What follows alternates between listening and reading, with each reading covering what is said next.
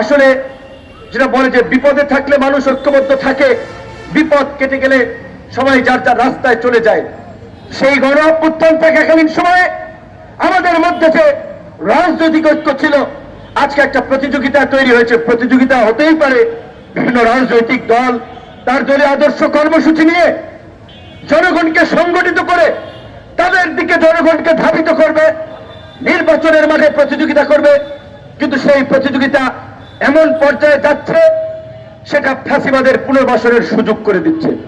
কারণ এক একজন তার নির্বাচনে জেতার জন্য আওয়ামী ব্যবসায়ী মাফিয়া ছাত্র পার্টির মতো এরকমের দোসর এই লুটেরাদেরকে আশ্রয় দিচ্ছে, আশকারা দিচ্ছে, যার ফলে আওয়ামী লীগকে যেভাবে নিষিদ্ধ করা গেছে, জাতীয় পার্টিকে কিন্তু এখন পর্যন্ত নিষিদ্ধ করা ওইভাবে যায় নাই। কিছুক্ষণ আগে